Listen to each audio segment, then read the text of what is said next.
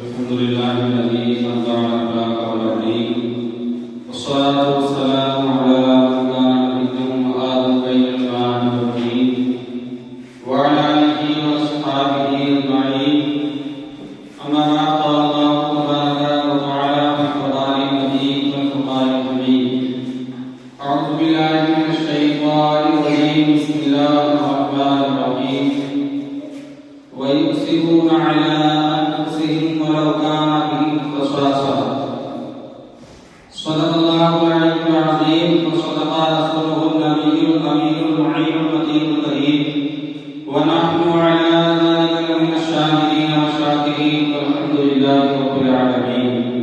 بقائے پیش اعلان مسلی یا رسول اللہ، پریشان مسلی یا رسول اللہ. ندامت دوست مل جائے، ندامت دوست ماوائے، تو ہی خود ساتھ و ساکانم مسلی یا رسول اللہ. شہاب نفس نوازی کن، طبیبہ چار اسازی کن، مریض درد عشیانم مسلی یا رسول اللہ. عقیدت و محبت کے ساتھ مدی قدرامی آرام فرمانے والے آقا و مولا حضور تاجدار مدینہ احمد مصطفیٰ محمد مصطفیٰ صلی اللہ علیہ وسلم کی مقدس بارگاہ میں ہدیہ درود کا نذرانہ بلند آواز سے پڑھنے اللہ محمد صلی اللہ علیہ وسلم نحن بعد محمد صلی اللہ علیہ وسلم صلاۃ و سلام علیک یا رسول اللہ صلی اللہ علیہ وسلم. اللہ تبارک و تعالیٰ قرآن مجید کے اندر ارشاد فرماتا ہے وَيُؤْثِرُونَ عَلَىٰ أَنفُسِهِمْ وَلَوْ كَانَ بِهِمْ خَصَاصَةٌ. مسلمان اپنی جانوں پر دوسروں کو ترجیح دیتے ہیں حالانکہ وہ خود تنگیر ہوتے ہیں.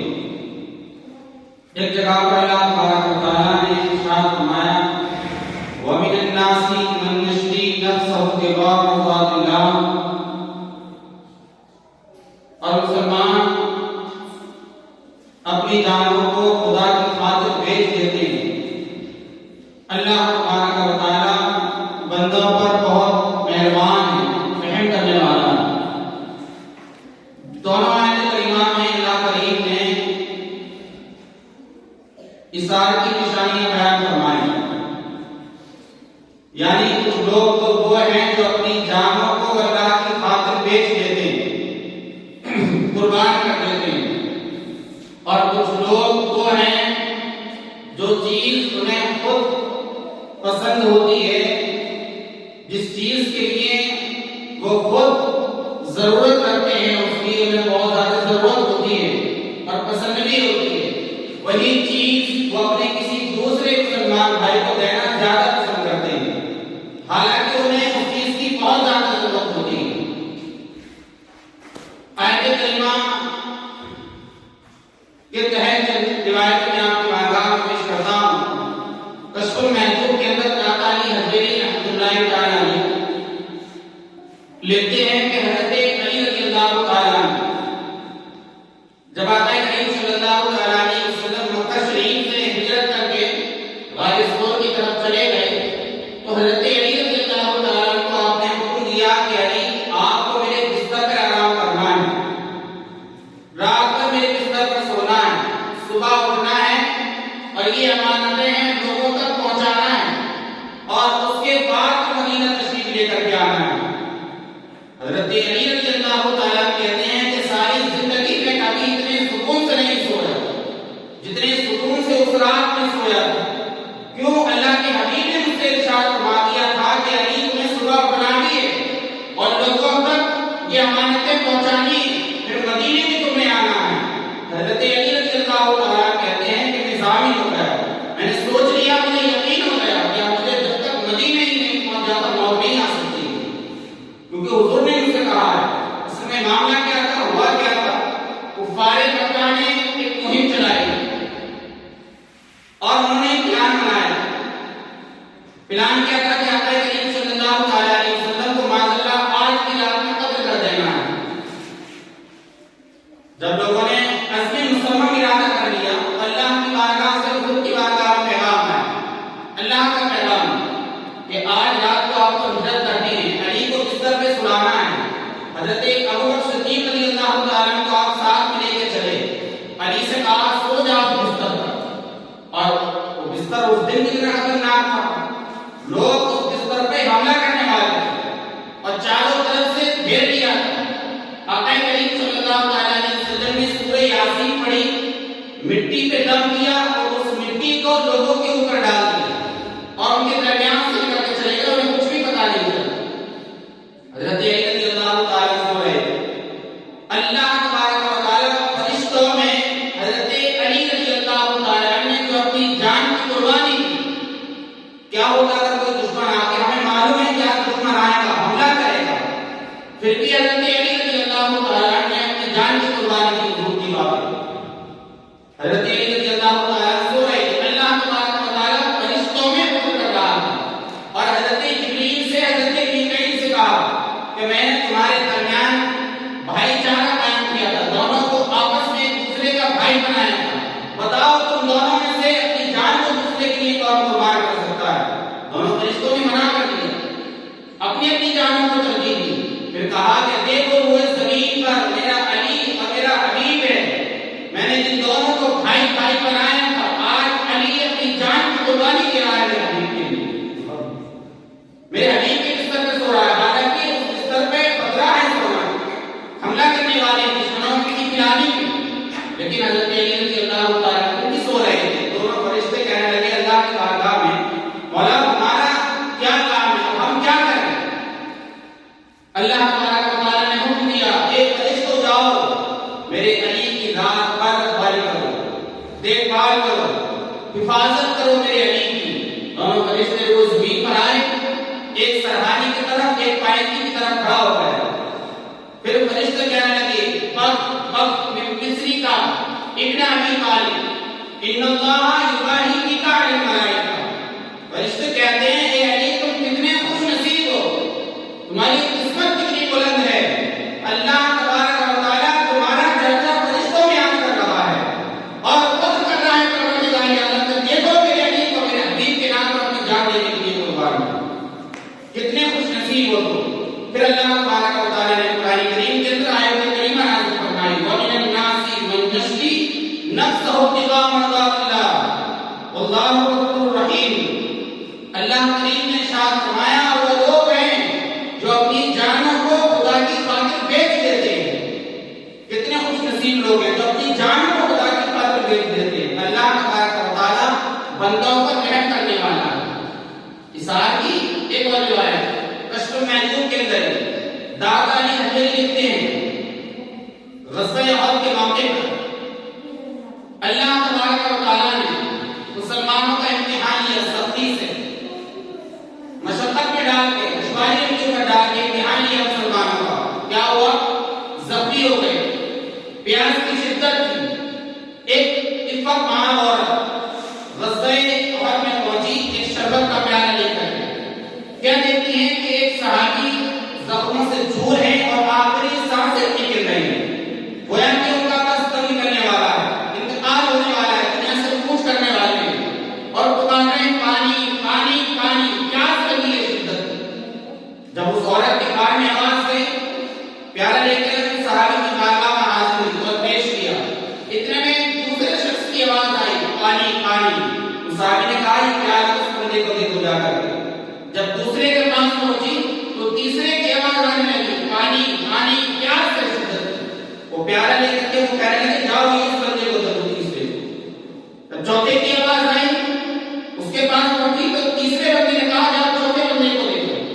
مطلب خود اتنی پیاس لگی ہے کہ بس جان نکلنے والی ہے، دنیا سے جانے والے دوسرے بندے کو پانی سے تڑپتا ہوا دیکھ رہے ہیں تو اپنے حصے کا پانی دوسرے کے لیے دینے کے لیے تیار ہے، مطلب اپنی جان چلی جائے، ہم دنیا سے چلے جائیں، لیکن کوئی ہماری آنکھوں کے سامنے کوئی مسلمان بندہ ہمارے سامنے اگر پانی پانی کرتا رہے اور اس پانی کو ہم بھی کر کے چلے جائیں تو ہمارے لیے کیا، ہم آقا کریم صلی اللہ علیہ وسلم کی بارگاہ کو دکھائیں گے کہ میرا ایک امتی تڑپ رہا تھا پانی کے لیے، وہ پانی پی کر کے چلا آیا، خیال ہی نہیں کیا دوسرے کی پیاس کا، اظہار کر رہے ہیں ایک دوسرے کا۔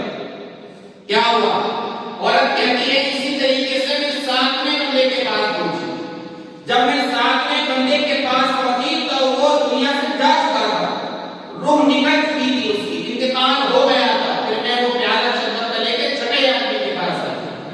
جب چھٹے صحابی کے پاس آئی تو وہ بھی دنیا سے جا چکے تھے۔ پھر 5ویں کے پاس آئی، وہ بھی دنیا سے جا چکے تھے۔ واپس میں جب چوتھے، تیسرے، پہلے، دوسرے کے پاس آئی، کہنے لگی سارے لوگ جا چکے تھے، کیا کیا؟ ان صحابہ نے زخمی تھے، دنیا سے جا رہے تھے، لیکن اپنی جانوں کو قربان کر دیا دوسرے کے لیے۔ انہیں خود پانی بہت زیادہ پسند تھا، ضرورت تھی، تکلیفیں تھے، لیکن اس پانی کو دوسرے کے لیے زیادہ پسند کیا۔ اللہ کریم نے آیت کریمہ ارشاد فرمایا، قرآن کریم کے اندر نازل ہوئی، یؤثرون علی انفسہم ولو کان بہم خصاصہ۔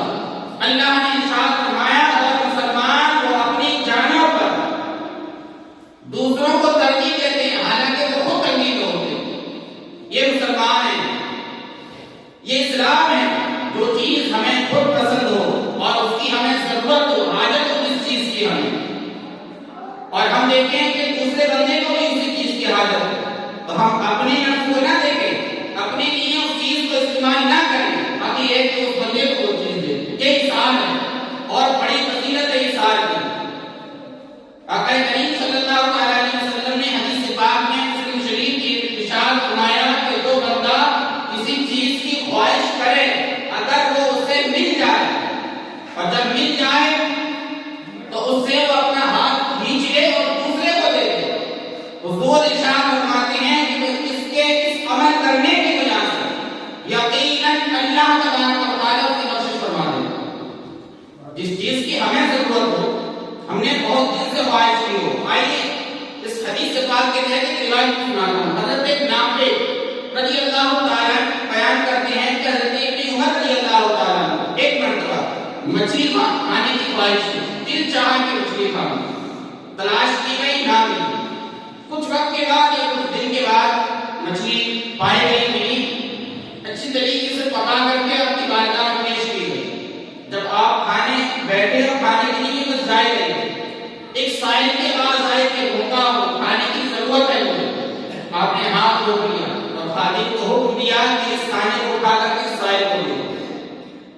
حضرت نافع رضی اللہ تعالیٰ کہتے ہیں میرے آقا حضور میں اس سائل کو کوئی اور چیز دے دیتا ہوں، آپ کی تناول فرمانے کب سے آپ نے خواہش کی تھی اور آج کی جا کے ملی ہے، بڑے دن سے آپ کا دل چاہا تھا، آپ اسے تناول فرمائیں، دوسری چیز سائل میں دے دوں۔ حضرت ابن عمر رضی اللہ تعالیٰ نے کہا نہیں، اب یہ میرے لیے کھانا حرام ہو گئی، اس لیے کہ اب یہ بندہ بھوکا کھڑا ہے اور میں کھانا بیٹھ رہا ہوں، اس چیز کی مجھے ضرورت ہے۔ اور میرے حبیب نے ارشاد فرمایا اگر کوئی چیز کی بندہ خواہش کرے اور وہ اسے مل جائے پھر اسے ہاتھ کھینچ لے اور اسی چیز کو دوسرے کو دے دے، دوسرے کو اپنے اوپر ترجیح دے، میرے حبیب نے ارشاد فرمایا کہ یقیناً اللہ تبارک و تعالیٰ اس اظہار کرنے کی وجہ سے اس کی تمام گناہوں کی بخشش فرما دے گا، مغفرت فرما دے گا۔ اظہار کرنے والا کیا مقام ہوتا ہے، اظہار کرنے والے بہت بنی اسرائیل کا ایک قصہ، یہ بھی کشف محجوب کے اندر داتا علی حجویری رحمۃ اللہ تعالیٰ نے نقل فرماتے ہیں، ارشاد فرماتے ہیں کہ بنی اسرائیل میں ایک شخص تھا جس نے 40 سال اللہ تبارک و تعالیٰ کی عبادت کی۔ کتنے؟ 40 سال۔ ہم تو آج جمعے کو آگے تو آنے والے جمعے کو حاضر ہوتے ہیں، فجر پڑھی تو ظہر کی پتہ نہیں، ظہر پڑھی تو عصر کی پتہ نہیں، کسی دن ایک وقت ہے، کسی دن 2 وقت ہے، پورا ہفتہ لوگ غائب کر دیتے ہیں۔ اور کتنی عمر ہو رہی ہے؟ 30 سال، 40 سال، 50، 60 سال، خدا کے بس نہیں چلے جاتے ہیں۔ اکثر وجہ سے نماز چھوٹتی نہیں، اپنے اوپر گناہ کر کے ظلم کر کے جاتے ہیں دنیا سے اپنی جانوں پر، اور سوچتے ہیں ہم تو حضور کے امتی ہیں، بخشش ہو جائے گی۔ دیکھو ان لوگوں کی عبادت ہے، 40 سال عبادت کی اللہ تبارک و تعالیٰ کی، ایک دن میں ان کے خیال آنے کی، جب دل میں خیال آیا تو کیا خیال آیا؟ ایک پہاڑ کی طرف دیکھ کر کے کہتے ہیں مولا اگر یہ پہاڑ نہ ہوگا تو لوگوں کو آنے جانے میں آسانی ہو جاتی، مشقتیں اس راستے کی دور ہو جاتی،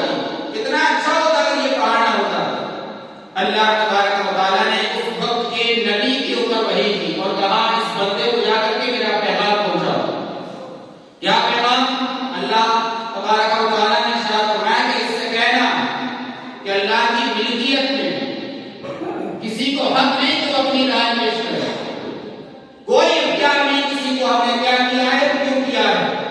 اب جب تم نے یہ گستاخی کی ہے ہماری ملکیت میں، تمہاری سزا یہ ہے کہ ہم نے تمہارا نام ایک وقتوں کی لسٹ سے نکال کر کے بدبختوں میں داخل کر دیا۔ اس وقت کے نبی نے جب اس بندے تک یہ پیغام پہنچایا کہ تمہارا نام نیک وقتوں سے نکال کر کے بدبختوں میں ڈال دیا گیا ہے، ان کی لسٹ میں لکھ دیا گیا ہے، جیسے اس بندے نے سنا فوراً سجدہ شروع کرنے لگا۔ سجدے میں جب گرا تو اللہ کی بارگاہ سے پیغام آیا، اس بندے سے نادان سے جا کر کے کہو کہ یہ سجدہ شکر کرنے کا مقام ہے، یہ سجدہ شکر کرنے کی جگہ ہے، تمہارا نام تو نیک لوگوں کی لسٹ سے نکال کر کے بدبختوں میں ڈال دیا گیا ہے، توبہ کرو معافی مانگو، تم تو سجدہ شکر کر رہے ہو۔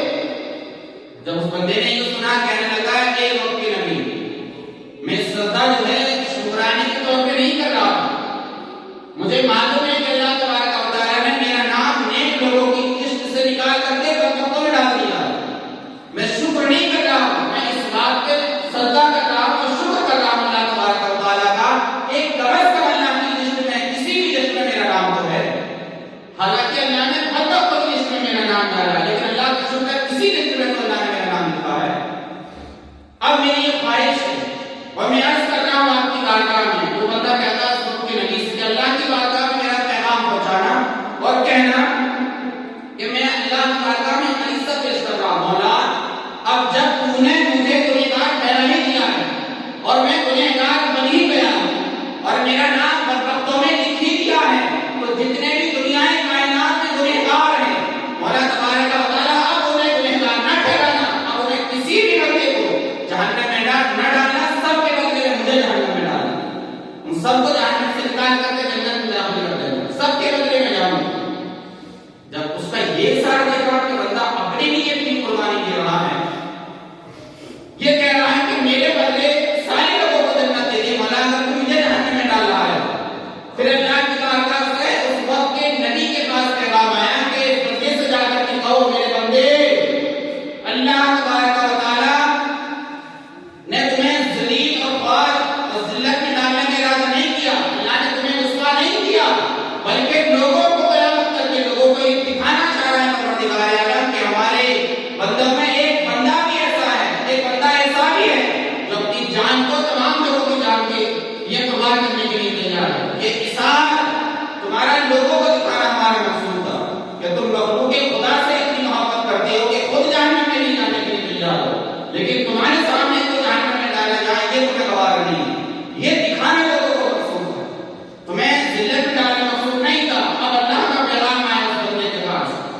اس وقت کے نبی کے پاس کہا اس بندے سے کہہ دو کہ قیامت کے دن اللہ تبارک و تعالیٰ تمہیں یہ مقام عطا فرمائے گا، تم جسے چاہنا، جسے تمہارا دل چاہے، جسے چاہنا اسے جنت میں اپنے ساتھ لے کر چلے جانا، یہ مقام عطا کیا اللہ تبارک و تعالیٰ نے۔ ان لوگوں نے اظہار کیا، اپنی جانوں کی پرواہ نہیں کی، اب جس چیز کی انہیں خود ضرورت ہوتی تھی ان چیزوں کو وہ اپنے لیے نہیں بلکہ دوسروں کے لیے پسند کرتے تھے۔ اللہ تبارک و تعالیٰ نے کوئی یہ مقام رکھا شریعت میں، اور حضور حدیث پاک اس کا شریعت کی حدیث پاک ہے، آقا کریم صلی اللہ علیہ وسلم ارشاد فرماتے ہیں جو بندہ جو چیز اسے اپنے لیے پسند ہو وہ دوسروں کے لیے پسند کرے وہ سچا مسلمان ہے۔ ایک حدیث پاک میں ہے، اسی حدیث پاک کا پچھلا ٹکڑا یہ ہے کہ اگر کوئی بندہ اپنے پڑوسی کے ساتھ بدسلوکی نہ کرے، اپنے پڑوسی کے ساتھ بدسلوکی نہ کرے، اللہ تبارک و تعالیٰ اسے سچا مومن بنا دیتا۔ مسلمان اور مومن دونوں لفظوں میں فرق ہے، کسی دانشور سے کسی نے پوچھا تھا، اس پہس پہ نہیں جانا چاہتا، بس ایک دو جملہ میں بات کروں، اس نے کہا تھا کہ مسلمان میں اور مومن میں کیا فرق ہے؟ کوئی مسلمان بولتا ہے، کوئی مومن بولتا ہے کہ مجھے اس کا سمجھ میں نہیں آیا، بڑے دانشور نے جواب دیا تھا کہ سنو صاحب، میں دلیل نہیں دیتا تمہیں کسی چیز کی، نہ مسلمان کی نہ مومن کی، سنو جو اللہ کو مانتا ہے اسے مسلمان کہتے ہیں، جو اللہ کو مانتا ہے اسے مسلمان کہتے ہیں، اور جو اللہ کی مانتا ہے اسے مومن کہتے ہیں۔ مطلب اپنی نہیں مانتا، اللہ کی مرضی کے مطابق زندگی گزارتا ہے، اپنی نہیں چلاتا، اللہ کی مانتا ہے، اسے سچا مومن کہتے ہیں۔ تو صرف اللہ کو مانتا ہے، اپنی منمانی کرتا ہے، کلمہ پڑھے، نمازیں چھوڑے، سب کام کرے، اس کو مسلمان بولتے ہیں۔ یہ فرق اس نے واضح کیا تھا۔ یہ آنا ہمارا آقا کریم صلی اللہ تعالیٰ علیہ وسلم نے ہر معاملات سے ہمیں بچایا، جن معاملات سے، جن باتوں سے، جن کاموں سے اللہ تبارک و تعالیٰ ہم سے ناراض ہوتا ہے، اور ہر اس چیز کا ہمیں حکم دیا جن باتوں سے، جن کاموں سے دنیا بھی کامیاب ہوتی ہے، قبر بھی کامیاب ہوتی ہے، حشر بھی کامیاب ہوتی ہے، اور اللہ تبارک و تعالیٰ کی کاموں سے، باتوں سے راضی ہوتا ہے۔ ہم ڈر کے کیا کر لیں؟ ایک بندہ تھا، یہ کشم محدود کے اندر ایک روایت جس سے پاک ہے، آقا کریم صلی اللہ علیہ وسلم نے ارشاد فرمایا کہ ایک بندہ تھا، اس نے اپنی اولاد کے لیے حکم دیا کہ لوگوں جب میں مر جاؤں تو کرنا کیا، میری لاش کو جلا دیں، مٹی کو میری جلانا، اور رات کو دریا میں ڈال دینا، کچھ ہوا اڑا دیں مکس کر کے۔ ایسا ہی کیا، اور مختصر میں ایسا ہی کیا ان اولاد نے، اس کے گھر والوں نے، لوگوں نے تو بہت سی چیزیں دفنایا جائے لیکن جلایا اس کے بیٹوں نے۔ رات کو آدھا دریا میں ڈال دیا گیا، آدھا ہوا اڑا دیا گیا۔ اللہ تبارک و تعالیٰ کی بارگاہ سے پیغام آیا، رب تبارک و تعالیٰ نے ہوا کو، پانی کو حکم دیا کہ اس کی راہ کو جمع کیا جائے۔ جمع ہوئی اس آدمی کو دوبارہ زندہ کیا گیا۔ جب زندہ کیا گیا، اللہ کی بارگاہ میں جب بندہ پہنچا، رب تبارک و تعالیٰ نے ارشاد فرمایا کہ بندے تمہیں ایسا کرنے کا کیوں حکم دیا؟ کس چیز نے تجھے اس بات پہ آمادہ کیا تھا کہ تو اپنی اولاد کو اس کام کرنے کا حکم دے؟ اللہ کی بارگاہ میں کرتا ہے، مولا بڑے گناہ کیے، تیری بارگاہ میں آنے کا مقابلہ کرنے کی حیثیت نہیں رکھتا تھا۔ پروردگار عالم، میرے اندر اتنی طاقت نہیں تھی کہ میں تجھ سے مقابلہ کروں، تیری بارگاہ میں کھڑا ہوتا، کتنے میں نے گناہ کیے۔ میں نے سوچا لوگ جلا دیں گے، ہوا میں اڑا دیں گے، دریا میں بہا دیں گے میری رات کو، تو میں زندہ ہی نہیں ہو پاؤں گا، اللہ تعالیٰ مجھ سے حساب کتاب کیسے لے گا؟ رب تبارک و تعالیٰ نے کہا جب تیرے دل میں ہمارا اتنا خوف تھا، جو اس خوف کی وجہ سے تیری ہم نے مغفرت فرما دی۔ ہم کیا سوچتے ہیں منمانی کرتے رہیں گے، ایسا کتاب نہیں لے گا۔ جو دریا میں بہا دیے گئے، ہواؤں میں اڑا دیے گئے، اللہ نے انہیں بھی جمع کر کے ان سے بھی حساب کتاب لیا، سوالات کی۔ یقیناً دوستو، زندگی غنیمت ہے، موقع ہے۔ اللہ تبارک و تعالیٰ کی بارگاہ میں ہمیشہ التجا یہی رہے بندے کی، مولا ہمیں ہر اس کام سے بچا جس میں تیری اور تیرے حبیب کی ناراضگی ہو۔ دنیا میں جب تک زندہ رہیں، پروردگار عالم ہم سے ان کاموں کو لیتا ہے جن کاموں سے تو تیرا حبیب ہم سے راضی ہو۔ وَيُؤْثِرُونَ عَلَىٰ أَنفُسِهِمْ وَلَوْ كَانَ بِهِمْ خَصَاصَةٌ۔ مسلمان کتنے خوش نصیب ہیں وہ جو اپنی جانوں پر دوسرے لوگوں کو ترجیح دیتے ہیں، یقیناً وہ مسلمان کامیاب ہیں۔ استغفر اللہ ربی من کل ذنب واتوب الیہ۔ اللہ تبارک و تعالیٰ کی بارگاہ میں دعا ہے پروردگار عالم، کبھی بھی کوئی وجہ سے تو غلطی ہو گئی، اپنی حدیث کی نسبت سے معاف